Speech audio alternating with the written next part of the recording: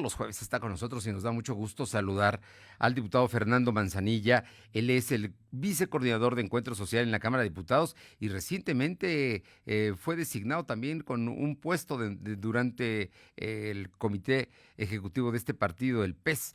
Estimado Fernando, ¿cómo estás? Muy buenas tardes, muchísimas gracias, felicitaciones por ese nombramiento. Muchas gracias, tocayo. Pues aquí andamos.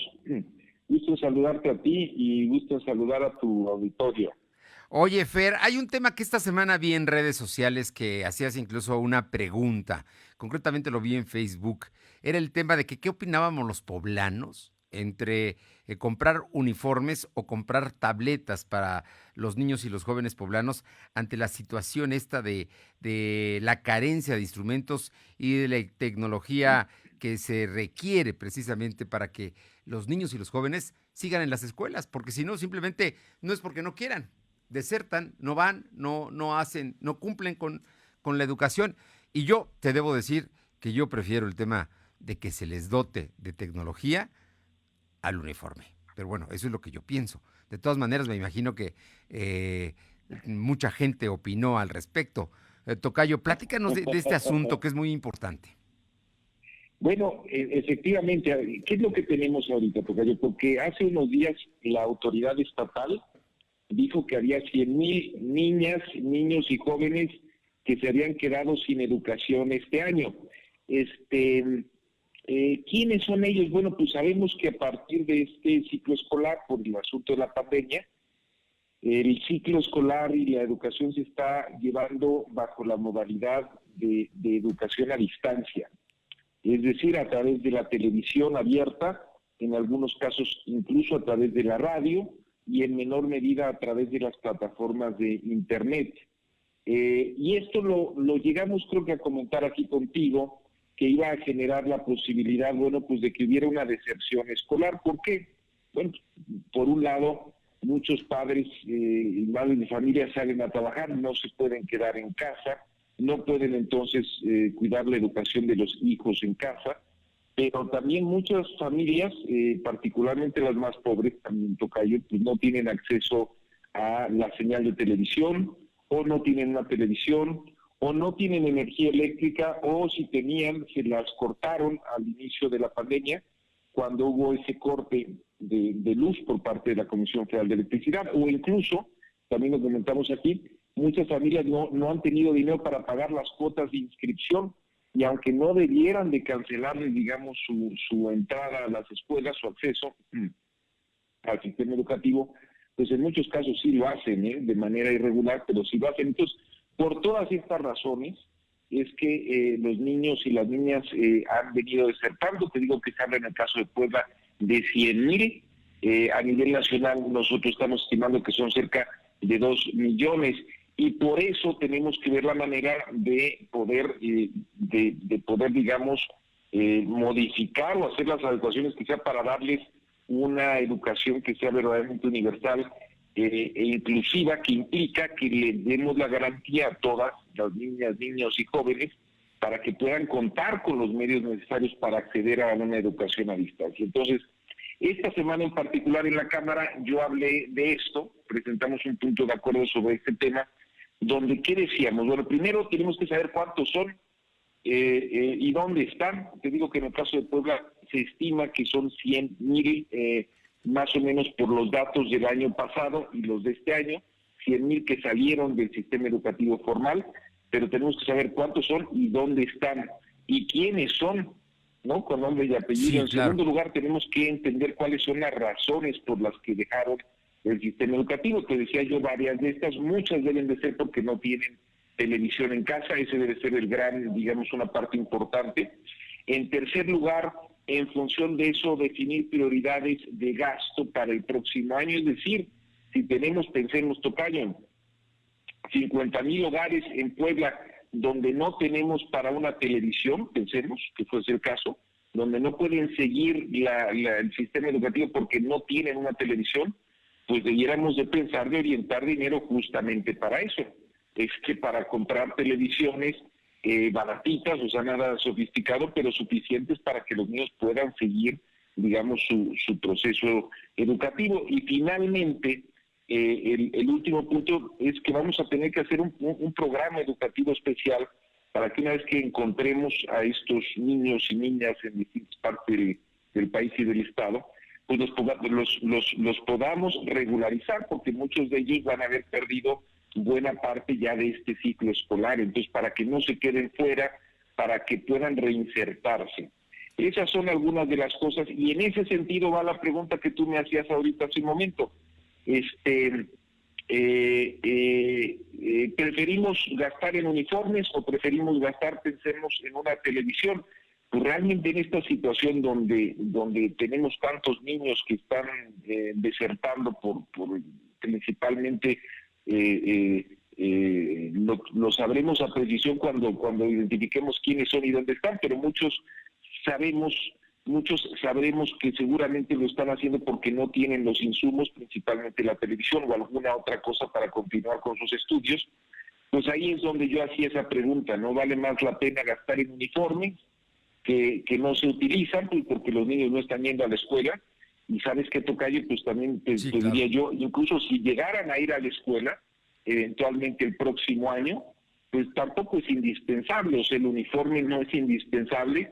Claro, le da un cierto orden a todo, pero si tenemos 500 millones, que más o menos lo que gastó el gobierno en uniformes, pues la verdad era mucho más útil utilizar ese dinero en otras cosas, como pudieran ser las propias televisiones para los hogares, ¿no? De aquellos que no tienen televisor. O bien, también yo decía, bueno, pues si pudiéramos dotar a una cantidad importante de niños con tabletas, pues creo que eso sería mucho más útil que darles uniformes, ¿no? De eso se trataba, y tiene que ver con esta enorme problemática que estamos teniendo, donde muchos niños, desafortunadamente los niños de los hogares más pobres, están teniendo que desertar, lo cual es algo, te diría yo, hasta criminal, porque son los, justamente, si la educación es la única vía que tienen estos niños para salir de la pobreza, pues estamos condenando justamente a los más pobres a mantenerse ahí por estas razones que decíamos hace un rato. Históricamente, la educación en nuestro país, especialmente después de la Revolución, fue el gran elemento de la movilidad social. No podrían entenderse destacados científicos, profesionales, que estudiaron en instituciones públicas precisamente por la educación. Y esta es una forma de salir, como bien dices, de sectores marginados, pobres, clases medias bajas, a poder aspirar a tener otra posición social. Yo creo que es muy, muy importante y por eso coincido contigo en la parte criminal del tema. Pero en todo esto, me imagino que también la federación tendrá que actuar porque 100,000 como un número, digo, ya es un número muy alto, pero podrían quedarse cortos, podrían ser más los niños y jóvenes que no están accediendo a la educación regular. Bueno, son 100,000 en el caso del Estado. ¿De dónde sale ese dato? Bueno, pues sale, por ejemplo, de que si había un número de personas registradas en la matrícula del año pasado, hoy tenemos 100,000 menos que ya no se están detectando, es decir, niños o niñas que salieron ya del proceso formal. Si estaban en segundo de primaria, pues ya no pasaron a tercero; si estaban en primero de secundaria, ya no pasaron a segundo, y así sucesivamente. Eso es algo que se está viendo. El estimado que tiene el Estado, de acuerdo a los datos que ellos dieron, son de 100,000.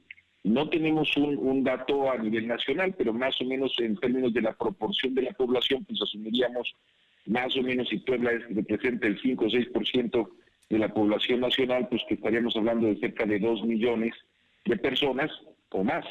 Pues, Ese es el dato general, y sí tiene que ver con este asunto de la movilidad. Fíjate que el otro día que estuvo la secretaria de Gobernación en la Cámara de Diputados, ella decía, y yo comparto mucho esa opinión, ella decía que México había dejado de ser un país donde se daba, digamos, esa movilidad social. Ella incluso hablaba de su época como estudiante en la Universidad Nacional Autónoma de México, y decía que en ese momento, en esa universidad, pues había ahí desde hijos de grandes empresarios o de políticos muy encumbrados, pero también estaban los hijos de gente muy humilde, de gente, digamos, del bolero, de albañiles, en fin, o sea, se daba esa mezcla que se dio durante muchos años en México, Tocayo, tú lo sabes bien, y que permitía esa movilidad social, que permitía justamente que las mismas oportunidades de estudio que tenía en aquel entonces, por ejemplo, en la Universidad Nacional, pero era lo mismo en general en cada estado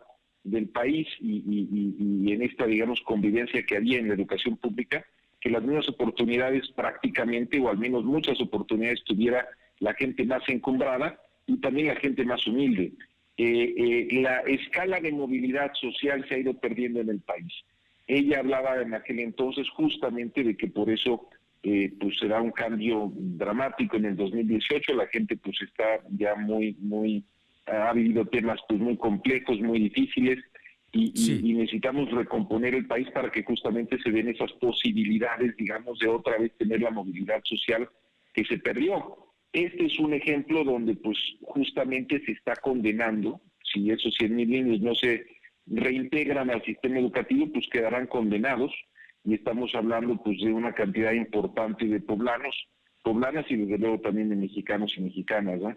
Sí, muy delicado. Ese es el asunto que tenemos que ver, es el asunto que tenemos que atender, y tenemos que priorizar también pues los pocos recursos que hay para que podamos resolver y atender este tipo de problemáticas. Por eso repito, me parece muy bien que los niños tengan uniformes, pero pues no, hoy los uniformes ni se utilizan, Sí, ni claro. se van a utilizar seguramente a lo largo de este año, quizá a lo largo de todo el ciclo escolar no se van a utilizar, y a lo mejor cuando se les entreguen a esos niños o niñas, pues los niños en 6 meses, 8 meses, un año crecen mucho, pues a lo mejor ya ni siquiera se los van a poder poner. Eso sin tomar en cuenta cierta problemática como cómo vas a distribuir, digamos, ese millón de piezas pues que va a cada niño. Si los vas a llevar a cada casa, ¿quién los va a llevar? Imagínate, digamos, los riesgos también en términos de contagio que eso implica, o sea, porque los niños no están yendo a los planteles Claro. educativos como para que los entregues ahí. En fin, hay toda una serie de temas ligados a esto. Por eso ese dinero o el dinero que podamos generar como Estado o como federación o en conjunto el Estado y la federación, pues destinémoslos a los temas más importantes. Y pueden ser temas como las tabletas, o pueden ser temas para que en los hogares estos niños tengan los insumos o los elementos suficientes, pensemos en una televisión, para poder seguir dentro del proceso educativo y no salir, digamos, en este asunto de deserción que estamos viendo. Fernando Manzanilla, yo sé que tu tiempo es muy reducido, pero sí me gustaría que brevemente nos dijeras qué es lo que viene, porque ya está entrando en la recta final el periodo legislativo. Ya estamos a unos días de noviembre y pues diciembre trabajan hasta el 15. Entonces tienen mucha actividad, diputado Manzanilla. Bueno, lo que vamos a tener ahorita, Tocayo, es ya la definición del presupuesto. Tú sabes que la propuesta de ingresos, ley de ingresos, ya pasó al Senado. El Senado la tendrá que aprobar antes de finales de este mes, es decir, la próxima semana. De ahí ya pues sabremos exactamente con cuánto dinero se va a contar. Y a partir de ahí viene la definición del presupuesto. Las próximas 2 semanas van a estar, digamos, muy marcadas por eso, por la definición ya del presupuesto de egresos, porque la Cámara de Diputados tiene hasta el 15 de noviembre para autorizarle y para aprobarla. El presupuesto ya de todo el país, digamos. Muy bien. Oye, ya nada más, este es como comentario anecdótico. Está sonando mucho que el diputado poblano Ignacio Mier será el próximo coordinador de los diputados de Morena. No, Allá en la Cámara yo supongo que Morena tendrá que hacer va a haber una elección esta una, tarde, creo. ¿perdón? Esta tarde van a ir a una elección los diputados de Morena, ante la Yo renuncia de Mario supongo Delgado, ante la que van a tener licencia. que tener una elección, Tocayo, efectivamente, y bueno, pues habrá que ver, digamos, cuál es el resultado de esa elección, ¿no? Sí, claro. Yo no he seguido muy de cerca, digamos, cuáles son los procesos.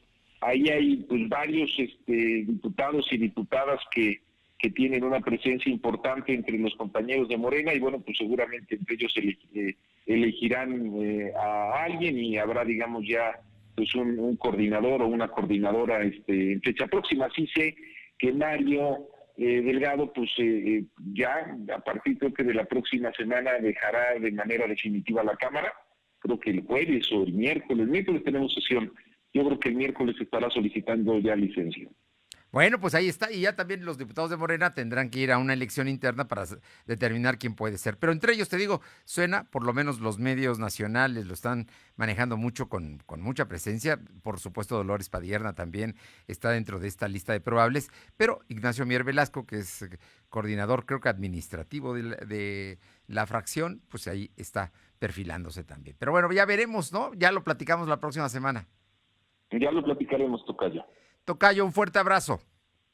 Un abrazo igualmente a ti, ¿eh? Gracias, Fuerte muy abrazo. buenas tardes. Gracias, hasta luego. El diputado Fernando Manzanilla, vicecoordinador de Encuentro Social en la Cámara de Diputados, allá en la Cámara de Diputados donde se están discutiendo cosas sin duda relevantes.